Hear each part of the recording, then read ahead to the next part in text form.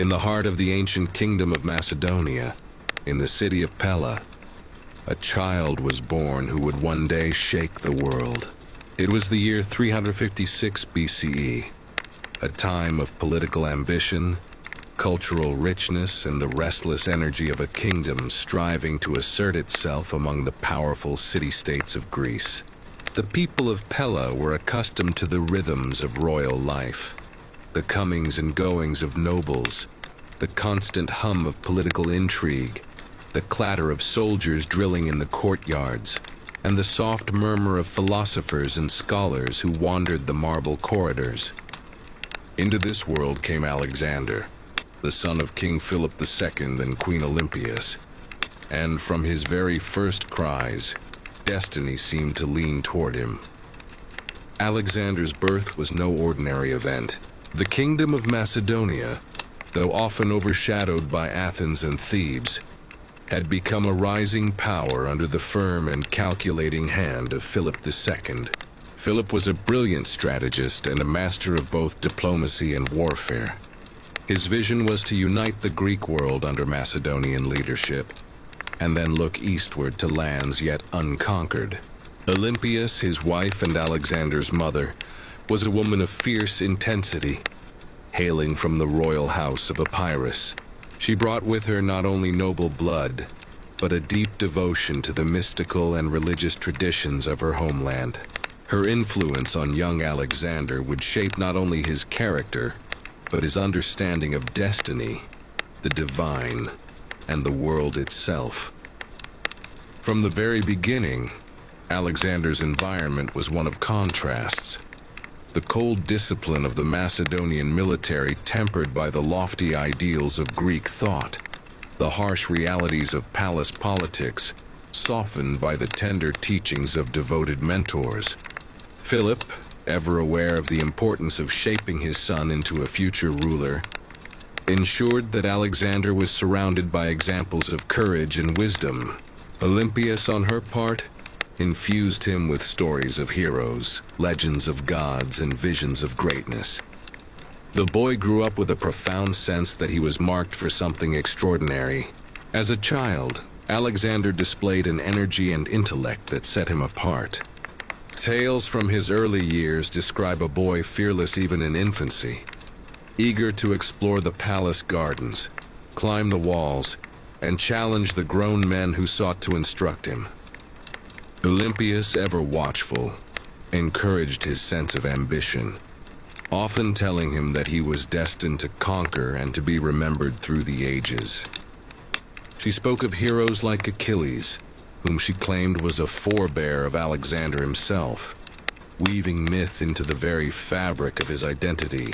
The young boy absorbed these stories with a hunger that went beyond mere fascination. They became the blueprint for his emerging worldview, a fusion of imagination, ambition, and a relentless drive toward greatness. Education in Pella was both rigorous and expansive. Macedonian princes were expected to learn the art of war as much as the art of reason.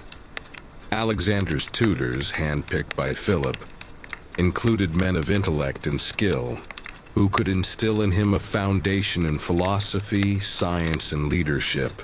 Among the most notable was Leonidas, who guided Alexander in the ways of Macedonian discipline and strategy. But it was the arrival of Aristotle, when Alexander was about 13, that would mark a turning point in his early development, a moment that would forever connect the boy to the great intellectual currents of Greece. Aristotle taught him not only to think critically, but to seek knowledge in all its forms: the natural world, politics, ethics, and literature. Under Aristotle's guidance, Alexander developed an insatiable curiosity, a thirst for understanding that would accompany him on every campaign, shaping not only his decisions as a general, but his vision of empire.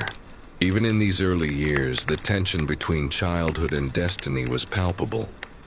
Alexander was a boy, yet he was groomed to be a king. He played, yet he studied the art of war.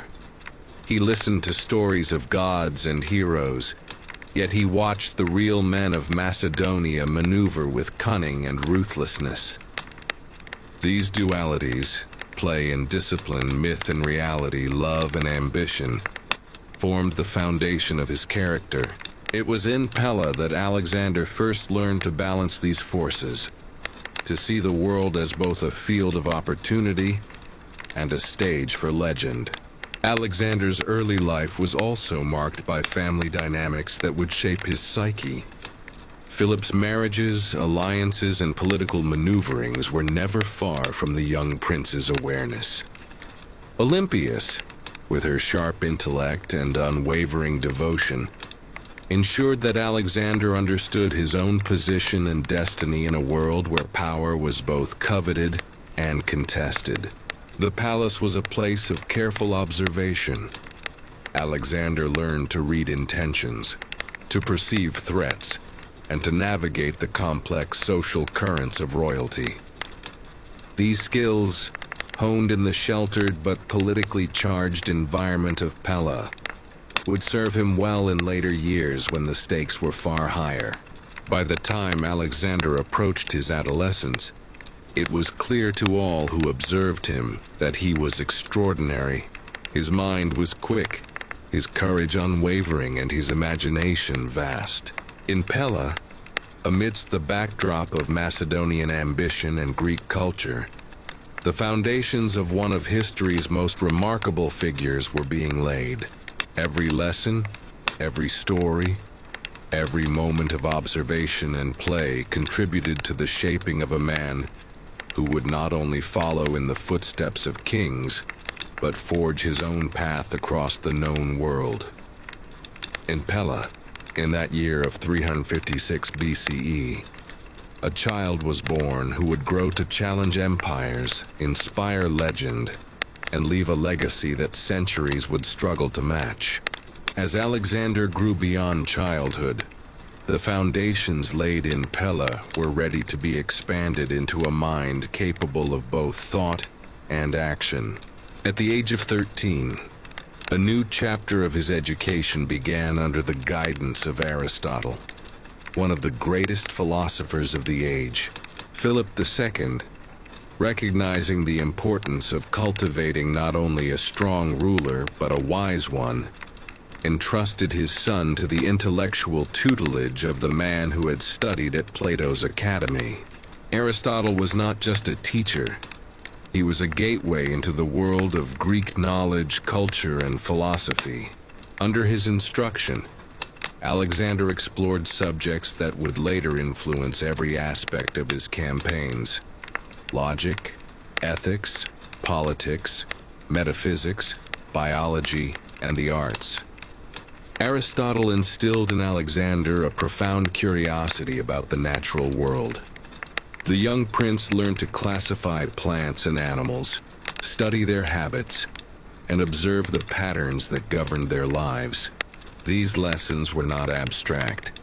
They would later serve him in foreign lands where understanding local resources, climates, and wildlife could mean the difference between success and failure.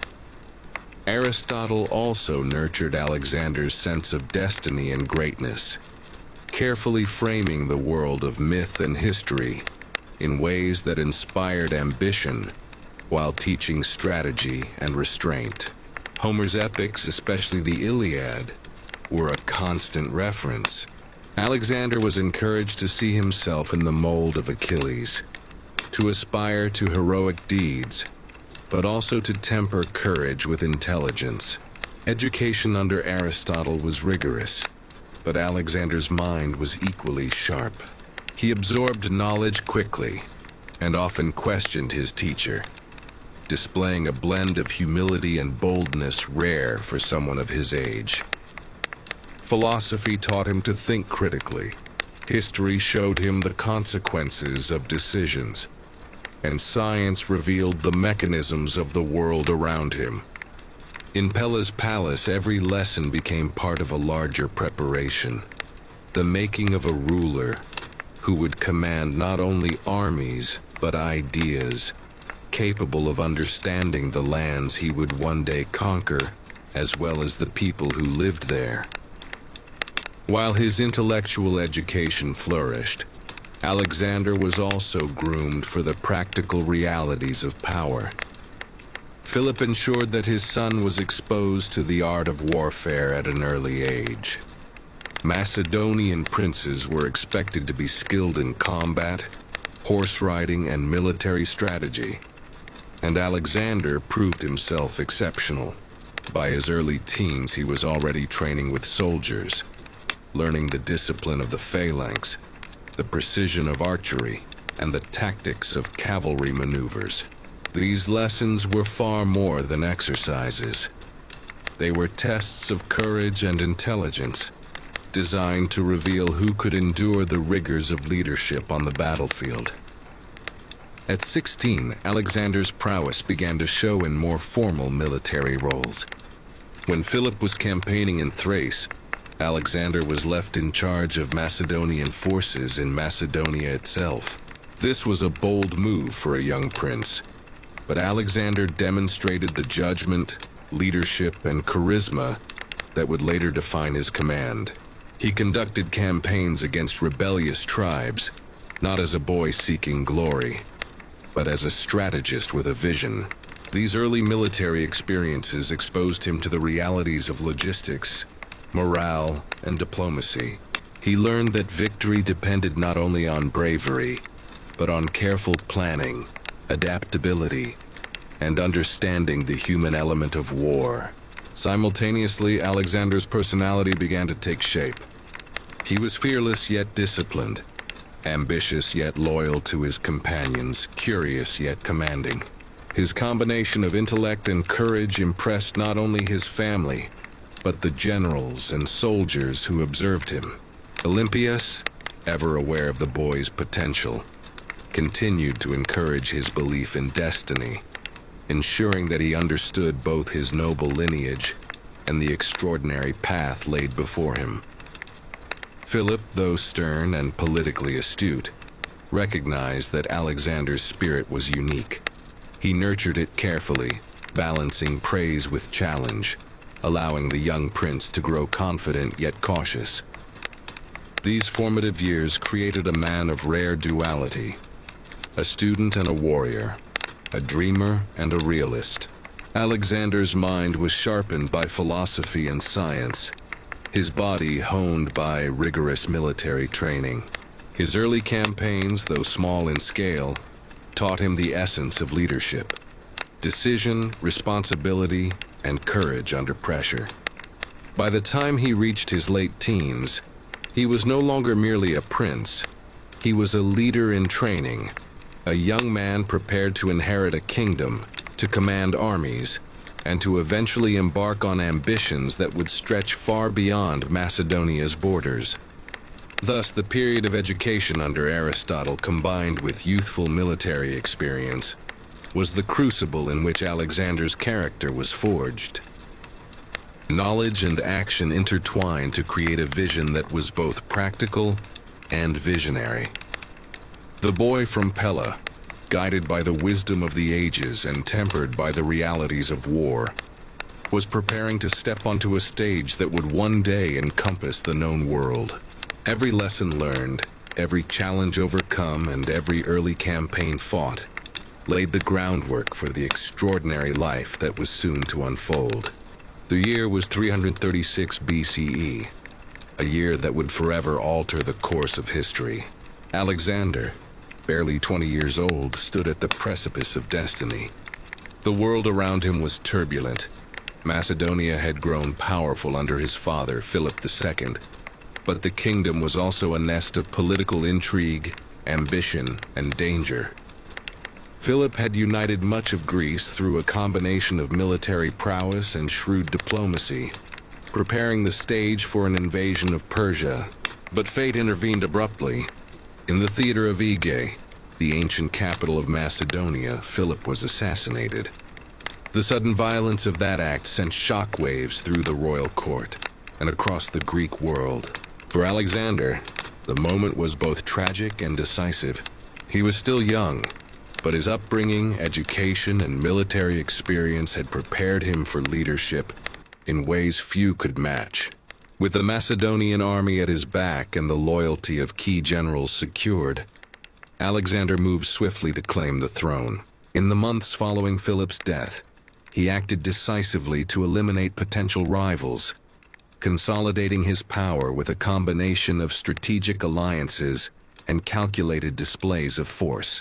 Olympias, his mother, played a key role, protecting her son's position and ensuring that any threats within the royal household were neutralized.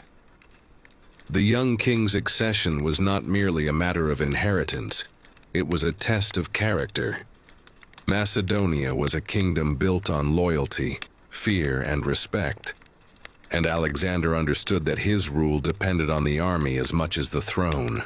He addressed the troops with the confidence of a seasoned commander, inspiring trust, even as he demanded absolute obedience.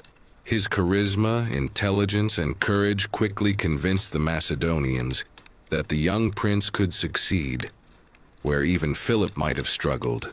By the end of 336 BCE, Alexander had secured the crown, his authority recognized across the kingdom, though the challenges ahead were far from over.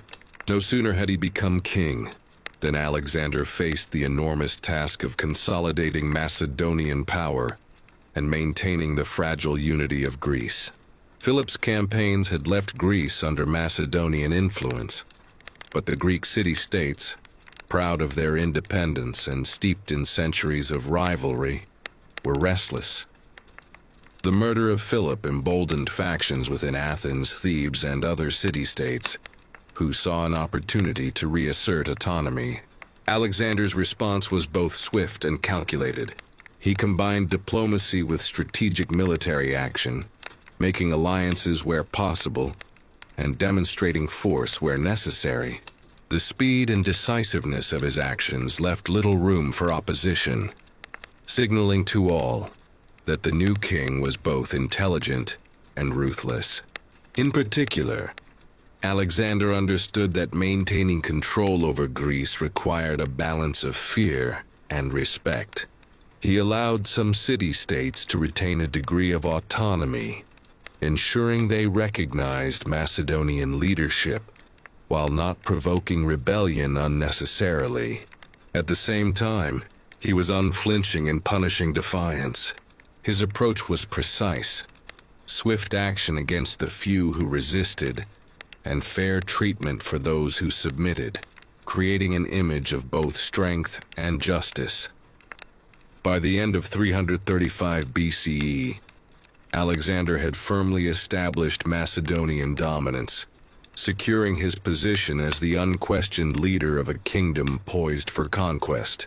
During this period, Alexander also turned his attention to the army and the administration of his realm. He reorganized the Macedonian military, ensuring loyalty among the troops, refining tactics and preparing his generals for the campaigns that lay ahead. Macedonia had been built on a military foundation, and Alexander's skill lay not only in leading men, but in understanding the logistics, morale, and strategy that sustained a successful army. He also began to cultivate relationships with Greek intellectuals and leaders, reinforcing his legitimacy as a ruler who combined martial skill with wisdom. But consolidation of power was not only about Greece itself, it was about projecting authority. Alexander sent a clear message to the wider world. Macedonia was strong, united, and ready to act. Even distant powers that had once underestimated the kingdom began to take notice. His swift and decisive handling of the transition from Philip to himself showcased a leadership style that combined inherited power with earned respect. By neutralizing internal threats and managing the Greek city-states with a mixture of diplomacy and strength, Alexander laid the groundwork for a kingdom capable of launching unprecedented campaigns. These early years as king also reveal much about Alexander's character. He was bold and ambitious, aware of both the opportunities and dangers that surrounded him. He displayed strategic brilliance, balancing immediate military and political necessities with long-term objectives. Above all, he understood the psychology of power, that loyalty was won through respect and fear in equal measure, and that a ruler who hesitated could quickly become a victim of intrigue.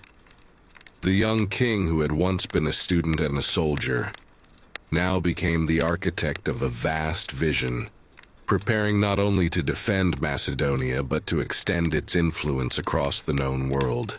By the spring of 334 BCE, Alexander had completed this crucial phase of consolidation. Macedonia was secure, the Greek city-states were largely compliant, and the army was ready. The stage was set for his legendary campaign against the Persian Empire, the first steps in a journey that would transform a young Macedonian prince into a figure remembered for millennia. The accession to the throne and the consolidation of power in Greece were more than milestones. They were the crucible in which Alexander's leadership, strategic genius, and indomitable will were fully tested and proven. Thus, these years from 336 to 334 BCE demonstrate how a young man barely out of his teens could command respect, enforce unity, and prepare a kingdom for the extraordinary conquests that lay ahead. In securing Macedonia and asserting dominance over Greece, Alexander proved that he was not merely his father's heir, but a king capable of shaping history itself. The world, as yet unaware, was about to witness the rise of one of the greatest conquerors the earth had ever known. By 334 BCE, Alexander was no longer just a king consolidating his power. He was a conqueror with a vision that stretched far beyond the borders of Macedonia. His goal was clear: to challenge the Persian Empire, the vast and wealthy realm that had long dominated the eastern Mediterranean. Years of preparation had gone into this campaign. The Macedonian army was trained, equipped, and motivated, combining the legendary discipline of the phalanx with the shock power of cavalry. Alexander's generals and soldiers, many of whom had fought alongside him in previous campaigns in Thrace and against rebellious Greek factions, were fiercely loyal. Each man understood that they were part of something extraordinary, a campaign that promised not just victory, but immortality in the annals of history. Alexander crossed the Hellespont into Asia Minor, leaving the familiar landscapes of Greece and Macedonia behind. The journey itself was symbolic, a deliberate entry into the lands of the Persian kings, territories that had long been seen as unconquerable by any Greek or Macedonian force. The crossing was more than a logistical operation. It was a psychological statement. Alexander wanted his men to understand that there was no turning back, that they had entered a theater where only courage, skill, and unity would allow them to survive and thrive. The Macedonian army, numbering around 35,000 men, moved swiftly and with purpose, a small but well-trained force prepared to take on the empire of Darius III. The first significant test of Alexander's campaign came at the banks of the Granicus River, near the western coast of Asia Minor. The Persian satraps, aware of the Macedonian advance, had gathered a large force of cavalry and infantry to block the crossing. The river itself presented a formidable natural barrier, with steep banks and swift currents that could disrupt any attacking force. Alexander, ever bold, recognized the challenge not as a deterrent, but as an opportunity. Victory here would not only secure a foothold in Asia Minor, but would also send a message to the Persian Empire. Alexander was a commander unlike any they had faced. The Battle of Granicus was fierce and decisive. Alexander personally led the charge, riding at the front of his companion cavalry. the elite unit of his army. His presence inspired his men, who followed with unyielding courage despite the dangers of charging across a river under enemy fire. The Persian forces, confident in their numbers and position, were taken aback by the speed, coordination, and ferocity of the Macedonian attack. The clash was brutal. Swords rang against shields, arrows darkened the sky, and the river became a chaotic battleground. Yet Alexander's strategy was precise. He targeted the Persian leaders, understanding that the morale of their forces depended heavily on the survival of their commanders. In moments of extraordinary bravery, he faced the Persian nobility directly, cutting through their ranks and demonstrating both skill and fearlessness. By the end of the battle, the Macedonians had secured a decisive victory. Many Persian commanders were killed or captured, and the forces opposing Alexander were shattered. The river, once a natural defense, had become the site of Persian defeat, and Alexander's reputation as a bold and brilliant military leader was cemented. This first major engagement in Asia Minor showcased his ability to combine personal courage with tactical ingenuity. He had not only won the battlefield, but had established a psychological advantage that would resonate throughout the Persian Empire. Local cities and satraps, witnessing the Macedonian success, began to reconsider their allegiances. Alexander's campaign was now not just an invasion, but a magnet for those willing to join or submit to the power of a man whose ambition seemed limitless. The aftermath of Granicus revealed Alexander's vision for leadership and conquest. He was not merely a conqueror who sought to destroy. He was a ruler who understood the value of loyalty and local support. Many of the Greek cities in Asia Minor, which had been under Persian influence, were treated with diplomacy and fairness after their surrender. Alexander installed Macedonian governors while respecting local traditions and leaders who chose to cooperate. This approach reinforced his image as a leader who combined fearlessness in battle with wisdom in governance, a rare combination that strengthened both his army and his political position. The victory at Granicus also solidified the loyalty of his own troops. They had witnessed firsthand their commander's courage and strategic brilliance, and their confidence in him was absolute. Alexander understood that morale and personal example were as vital as numbers and tactics, and he continued to lead from the front in subsequent engagements, ensuring that his men followed him not out of obligation, but out of trust and admiration. Thus, the campaign against Persia had truly begun, and the Battle of Granicus marked the first monumental step toward the eventual conquest of an empire. Alexander had crossed not only a river, but a threshold into history, demonstrating that his ambitions were backed by unmatched skill and audacity. Asia Minor was now a theater of conquest, and Alexander's vision of empire, a realm stretching from Macedonia to the edges of the known world, had taken its first tangible form. The young king, barely 20, had proven himself as a strategist, a leader, and a figure destined to reshape the world. Following the decisive victory at the Granicus River, Alexander pressed deeper into Asia Minor, advancing with the confidence of a commander who knew both the strengths of his army and the vulnerabilities of his adversaries. His next major objective was the coastal city of Halicarnassus, a fortified Persian stronghold of immense strategic importance.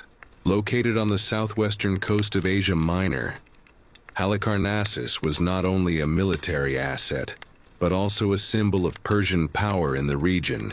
Its walls were formidable, and its defenders were determined, commanded by Memnon of Rhodes, a seasoned general loyal to Darius III. The siege that awaited Alexander would test not just his tactical skill, but his patience, ingenuity, and ability to integrate diplomacy with military might. Upon arriving at Halicarnassus, Alexander carefully assessed the city's defenses.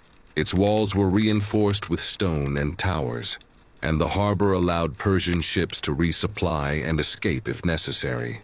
The defenders were confident, believing that their fortifications and naval support would repel the Macedonian forces. Yet Alexander approached the siege with the meticulous planning that had already become his hallmark. He positioned his forces strategically, using both direct assaults and clever engineering tactics. Siege engines, battering rams, and scaling ladders were employed to challenge the city's defenses, while smaller units harassed the perimeter to disrupt communication and supplies. The battle for Halicarnassus was long and grueling. Alexander's men faced not only the walls and soldiers, but also the psychological strain of prolonged combat. Yet he remained at the forefront, personally directing attacks and inspiring his troops through example. His leadership style, bold, hands-on, and deeply strategic, kept morale high and maintained the army's momentum. After several weeks of intense fighting, Memnon recognized the futility of continued resistance and evacuated the city, taking with him a portion of the Persian fleet. Alexander entered Halicarnassus victorious, securing a critical foothold along the coast, and demonstrating his ability to overcome fortified positions with ingenuity rather than brute force alone. The capture of Halicarnassus sent a powerful message. Alexander's campaign was relentless, and the Persian Empire's defenses were not invincible. With Asia Minor largely under his control, Alexander turned his attention northeast, toward the heartland of Persia. The following year, 333 BCE, brought him to a confrontation that would become one of the most legendary battles in history, the Battle of Issus. Unlike the siege of a city, Issus was a vast and open battlefield, where the full strength of the Persian army, personally commanded by King Darius III, awaited. Darius brought a massive force, including thousands of cavalry, infantry, and mercenaries. Confident in his numerical superiority, the stakes were immense. A defeat could halt Alexander's campaign entirely, while a victory promised a decisive path into the Persian heartland. The battlefield at Issus was shaped by geography as much as by strategy. The Pinarus River restricted maneuvering, forcing both armies into a relatively narrow corridor. Alexander used this constraint to his advantage, carefully arranging his troops to maximize the impact of the Macedonian phalanx and his companion cavalry. His ability to read terrain, anticipate enemy movements, and position forces effectively showcased his tactical genius. From the moment the battle commenced, it was clear that Alexander's leadership would be decisive. He personally led the cavalry charge on the right flank, striking directly at the Persian line where Darius was positioned, aiming to disrupt command and morale. The clash was ferocious. Arrows darkened the sky, shields clashed, and the ground shook under the movement of thousands of men. Despite the overwhelming numbers of the Persian army, Alexander's disciplined formations and the unwavering coordination of his troops created opportunities for concentrated attacks. The turning point came when Alexander's cavalry broke through the Persian center, forcing Darius to flee the battlefield in panic. The Persian army, lacking cohesive leadership after the king's retreat, collapsed into disarray.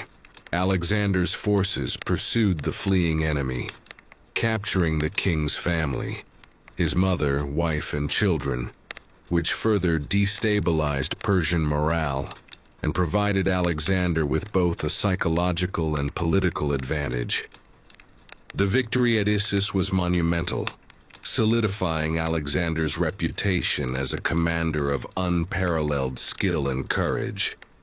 It demonstrated his ability to defeat a numerically superior force through strategy, audacity, and personal leadership. It also marked the first time that the Persian king's prestige had been publicly shattered, signaling to the world that the Macedonian king was a force unlike any other. Following his decisive victory at Issus in 333 BCE, Alexander turned his ambitions southward, toward the eastern Mediterranean coast and the rich lands of Phoenicia. This region, encompassing key city-states such as Tyre and Sidon, was strategically critical. Controlling these ports would secure supply lines, protect the flanks of his army, and open the path toward Egypt, a land famed not only for its wealth but for its symbolic and cultural significance. Alexander's approach combined both military strategy and psychological acumen. He understood that the loyalty of cities could be won through either awe-inspiring force or skillful diplomacy. The first major target was Tyre, a heavily fortified island city, with walls rising directly from the sea. Tyre's defenders were confident that their natural and man-made defenses would withstand any Macedonian assault. But Alexander was not one to be deterred by geography or reputation. Employing ingenuity and relentless determination, he orchestrated one of the most remarkable sieges of the ancient world. He ordered the construction of a causeway, a massive land bridge built across the water, connecting the mainland to the island. This engineering feat allowed his siege engines, archers, and infantry to approach the walls directly, a combination of audacity and technical skill that would define many of Alexander's campaigns. The siege lasted months and tested both the endurance of Alexander's army and the resolve of Tyre's inhabitants. The defenders resisted fiercely, employing catapults, missiles, and naval attacks to repel the attackers. Yet Alexander remained undeterred. He supervised every aspect of the operation, personally inspecting construction, adjusting tactics, and motivating his soldiers. Finally, after months of relentless effort, the Macedonians breached the walls. Tyre fell, and Alexander's decisiveness and innovation were immortalized in history. The capture of Tyre secured a crucial port, demonstrated his mastery of both strategy and engineering, and sent a clear warning to other coastal cities about the futility of resistance. Following the success in Phoenicia, Alexander turned his attention to Egypt, a land of immense wealth, ancient culture, and strategic importance. The Egyptians, long under Persian control, welcomed Alexander as a liberator rather than a conqueror. He was hailed as a pharaoh, a leader capable of blending foreign authority with local tradition. Unlike his often brutal conquests elsewhere, Alexander's approach in Egypt was marked by diplomacy and respect for existing institutions, a strategy that ensured loyalty and cooperation. He recognized the importance of symbolism by presenting himself as a legitimate ruler rather than a mere invader. He strengthened his position and secured Egypt without extensive bloodshed. It was during this Egyptian campaign that Alexander founded one of history's most enduring cities, Alexandria. Situated on the Mediterranean coast near the Nile Delta, the city was designed to be both a hub of commerce and a center of Hellenistic culture. Alexander personally oversaw the planning, choosing its location for strategic access to both land and sea, ensuring it would serve as a gateway between Egypt and the broader Mediterranean world. Alexandria's design reflected Alexander's vision of empire, a blend of Greek and local influences, a symbol of his power, and a lasting testament to his ambition. The city would grow to become a center of learning, trade, and culture, far beyond what even Alexander might have imagined during his lifetime. Alexander's actions in Phoenicia and Egypt demonstrated the breadth of his talents as both a military leader and a statesman. In Phoenicia, he showcased his ability to overcome natural and human obstacles through ingenuity and relentless determination. In Egypt, he demonstrated political acumen, respecting local customs while establishing his authority. The founding of Alexandria illustrated his vision for a lasting legacy, not limited to conquest, but encompassing culture, trade, and administration. His leadership style, combining force, diplomacy, and innovation, ensured that these regions were secured, providing vital bases for further campaigns into the Persian heartland. By the end of 332 BCE, Alexander had transformed the eastern Mediterranean landscape. Coastal cities were under his control. Egypt welcomed him as a legitimate ruler, and Alexandria stood as a testament to his ambition and foresight. These achievements were more than territorial acquisitions.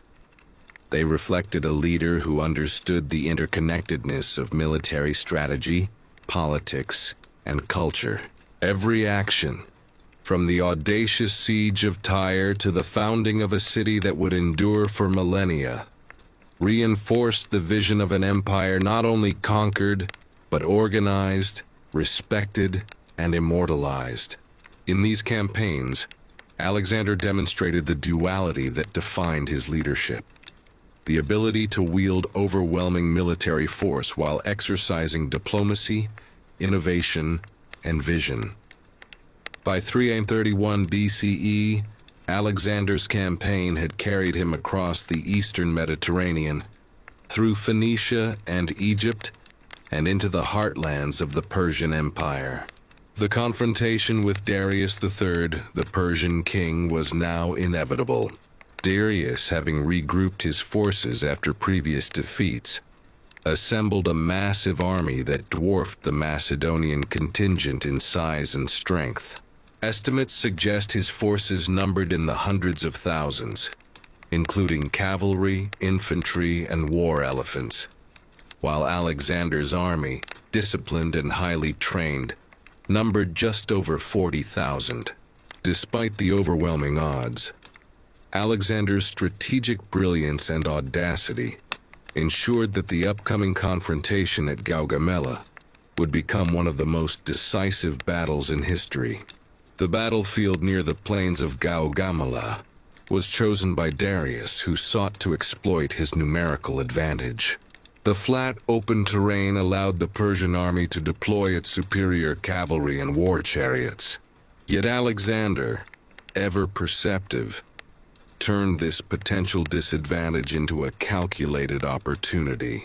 He arranged his forces with the phalanx at the center, flanked by cavalry units capable of rapid movement. His plan was not merely to confront the Persians head-on, but to create openings, exploit weaknesses, and strike decisively at the heart of the enemy line. Alexander's ability to read the battlefield, anticipate enemy maneuvers, and act with precision was unmatched. When the battle commenced, the clash of forces was immense. Persian cavalry and chariots advanced with formidable speed, aiming to break the Macedonian line. Yet Alexander's troops held formation, disciplined and coordinated, executing maneuvers honed through years of training and previous campaigns. Alexander himself led the companion cavalry, striking with targeted precision against the Persian right flank. His personal courage inspired his men, while his tactical insight ensured that every movement was purposeful. The turning point came when Alexander executed a bold oblique advance, concentrating his forces at a critical point in the Persian center. The maneuver directly threatened Darius III, forcing the king to flee in panic once again. The Persian army, lacking cohesive command, fell into disarray, leaving the path to the empire's capitals open. Following the victory at Gaugamela, Alexander advanced into Babylon, one of the most magnificent cities of the ancient world.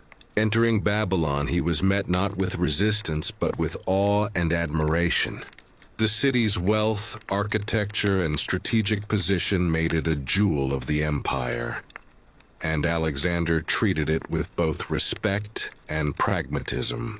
By sparing the populace and respecting local customs, he secured their loyalty, while demonstrating that his rule combined conquest with order. Babylon became not only a base for further operations, but also a symbol of Alexander's ability to integrate conquered lands into his expanding empire. From Babylon, Alexander pressed on to Susa, another major Persian city. Here, he encountered vast treasures of the Persian kings, including gold, silver, and luxury goods that reflected centuries of imperial wealth. Alexander's capture of Susa was swift and decisive, and he distributed much of the treasure among his soldiers, strengthening loyalty and morale, while also undermining the Persian ruling class. By controlling these economic and administrative centers, Alexander ensured that the backbone of the Persian Empire, the cities, resources, and infrastructure, was now firmly in his hands. The conquest culminated in Persepolis, the ceremonial capital of Persia. This city, a symbol of Persian authority and culture, was known for its grandeur and opulence. Alexander entered Persepolis with a combination of reverence and calculated symbolism. He allowed some preservation of the city's cultural artifacts, while also asserting his dominance, making it clear that the age of Persian supremacy had ended. The fall of Persepolis was a psychological and political blow to Darius III, who continued to flee eastward, but now faced the reality that his empire's core had been irreversibly compromised. These campaigns, from Gaugamela to the capture of Babylon, Susa, and Persepolis, highlight Alexander's dual genius, the ability to win decisive battles against overwhelming odds, and the skill to consolidate and administer vast territories once conquered. His victories were not merely military achievements. They were strategic masterstrokes that combined planning, audacity, and diplomacy. By capturing key cities and wealth centers, Alexander undermined Persian authority, while simultaneously bolstering his own legitimacy as the ruler of an empire that now stretched across continents. By the end of 330 BCE, Alexander's reputation as an unstoppable force was firmly established. The Persian Empire, once seemingly invincible, had been shattered through a combination of brilliant tactics, relentless pursuit, and careful governance of conquered lands. Babylon, Susa, and Persepolis stood not only as monuments to Persian glory, but also as testaments to Alexander's vision, a world united under his command, where military brilliance and political foresight intertwined to create an empire destined to be remembered for millennia.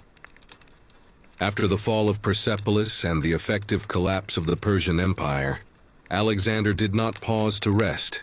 His ambition and vision propelled him further east, into the vast and challenging lands of Central Asia.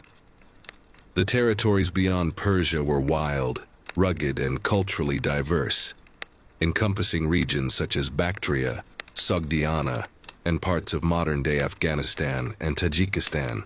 Unlike the relatively urbanized Persian heartlands, these regions were dominated by mountain ranges, fortified citadels, and fiercely independent local tribes.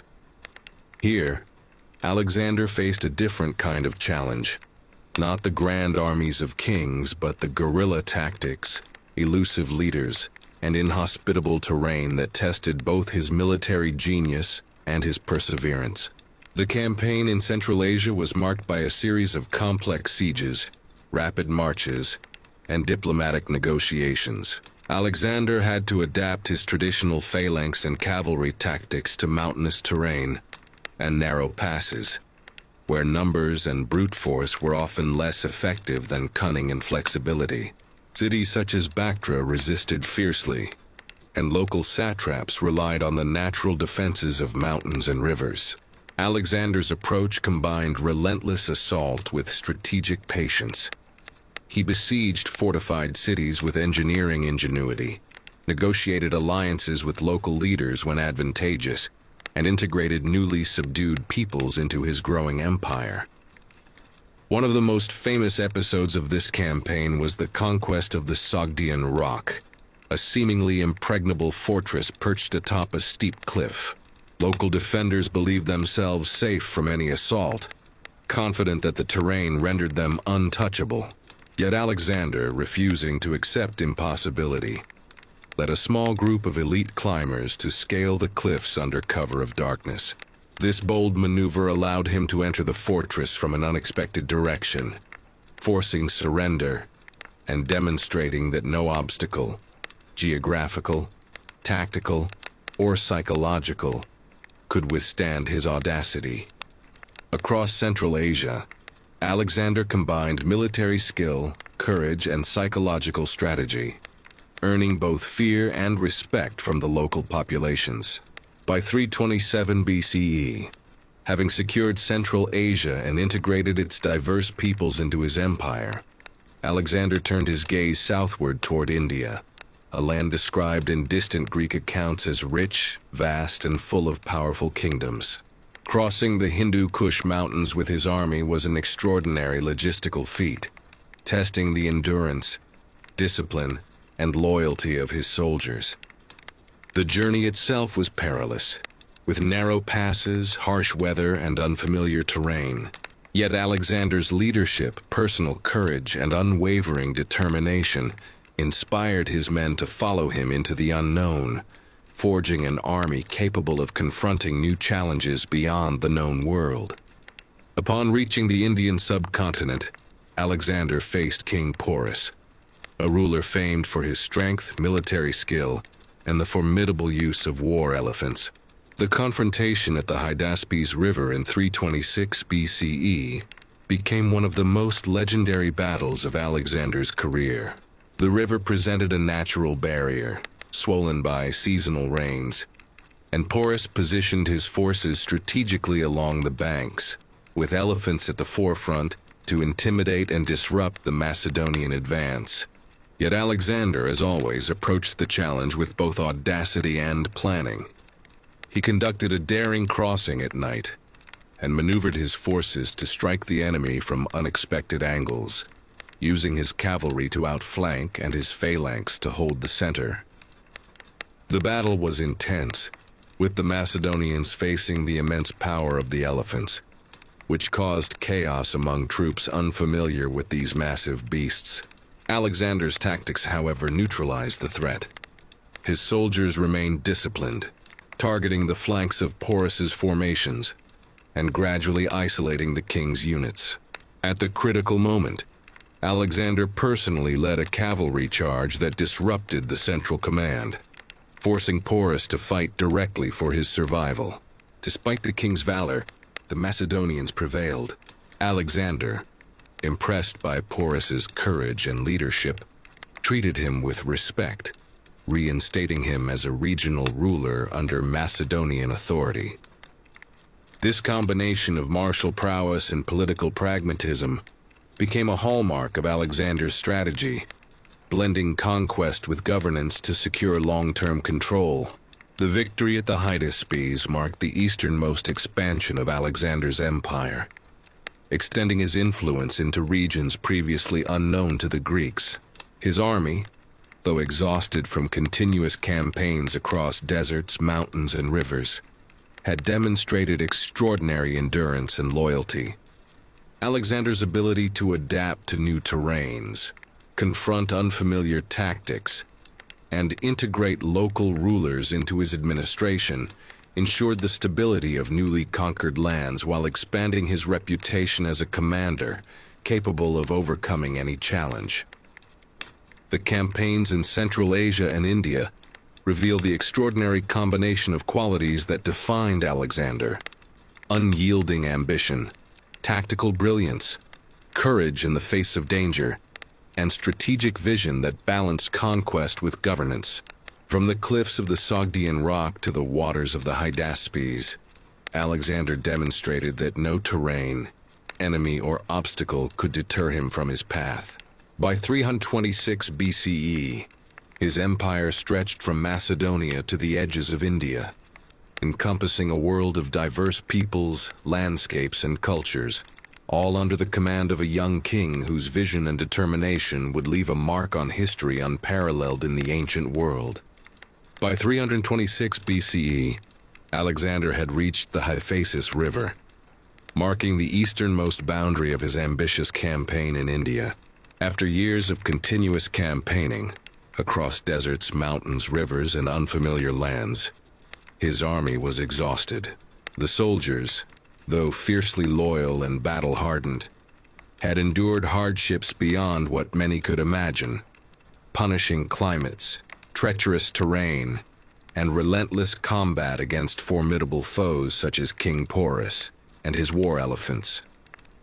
When Alexander proposed advancing further east, perhaps toward the Ganges and territories unknown to the Greeks, the mood among his troops shifted dramatically. The prospect of unknown rivers, vast forests, and powerful kingdoms whose strength they could only speculate about filled the men with fear and fatigue. For the first time, Alexander faced opposition not from enemy forces, but from his own soldiers. The mutiny at the Hyphasis River became a pivotal moment in his career. His men, physically and psychologically at their limit, refused to march further and demanded a return to the west.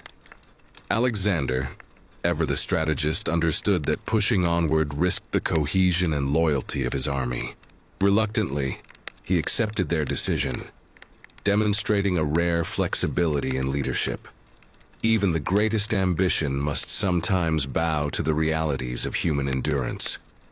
Turning back, Alexander led his army along a carefully chosen route through the harsh Gedrosian desert, a journey as perilous as any battle.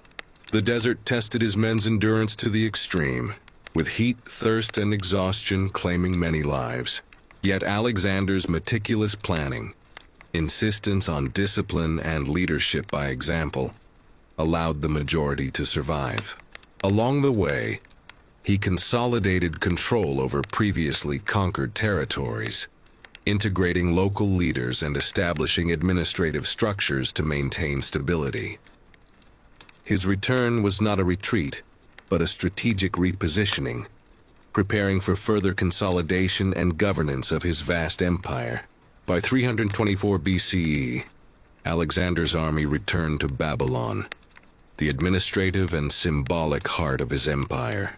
The city, which had witnessed his triumphs, became the center of governance, planning, and cultural integration for the sprawling territories under his control.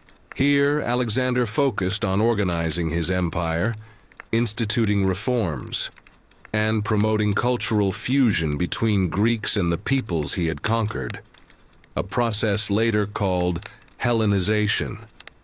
He encouraged marriages between his soldiers and local women, adopted some customs of the conquered peoples, and worked to create unity across his diverse domains. Babylon became both a stage for his power and a laboratory for his vision of empire, a hub of administration, learning, and culture, where the idea of a connected, multi-ethnic realm could take shape. Yet even in Babylon, challenges persisted. Alexander faced internal tension among his generals, the burdens of ruling an empire spanning continents, and the personal strain of relentless ambition.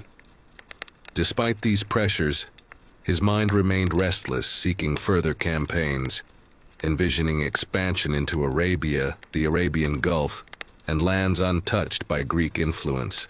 323 BCE, at the age of 32, Alexander fell gravely ill in Babylon.